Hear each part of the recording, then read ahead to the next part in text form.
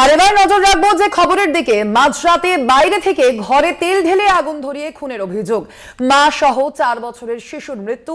জখম স্বামী শেখ আব্দুল আলিম হাসপাতালে ভর্তি রয়েছেন। বীরভূমের বোলপুরের রজতপুরের এই ঘটনা। অভিযোগ, মাঝরাতে বাইরে থেকে তালা দিয়ে জানলা দিয়ে আগুন ধরিয়ে চম্পট দেয় দুষ্কৃতীরা।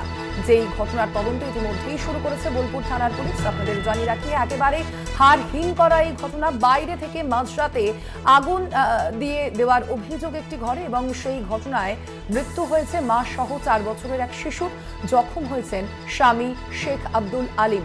তিনি এই মুহূর্তে অগ্নিদগ্ধ স্বামী, তিনি হাসপাতালে ভর্তি রয়েছেন। বীরভূমের বোলপুরের রজতপুরের এই ঘটনা, এবং যেমনটা অভিযোগ করা হচ্ছে, মাঝরাতে বাইরে থেকে তালা দিয়ে জানলা দিয়ে আগুন ধরিয়ে চম্পট দেয় দুষ্কৃতীরা। যদিও ঠিক কি কারণে এই আগুন লাগার ঘটনাটা এখনো পর্যন্ত জানা যায়নি। এই বিষয়ে আরো বিস্তারিত জানবো। ফোন লাইনে রয়েছেন আমাদের প্রতিনিধি মনা বীরবংশী।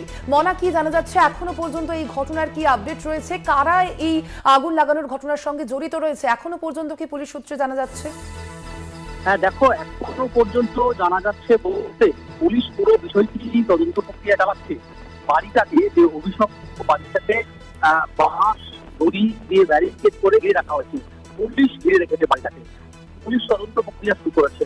ইতিমধ্যেই বোলপুর থানার পুলিশের পক্ষ থেকে ফরেন্সিক টিমকে খবর দিয়েছে।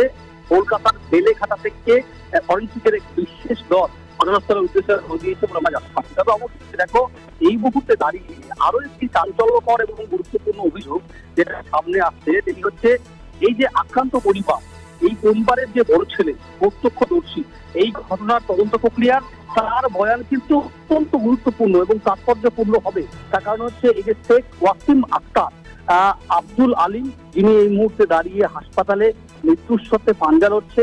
তার স্ত্রী মারা গেছেন, তার 4 বছরের এক পুত্র সন্তান সেও মারা গেছে। কিন্তু তার যে বড় ছেলে শেখ ওয়াসিম আক্তার, সে তার বাড়ির সামনে বসে বক্তব্য দিচ্ছে।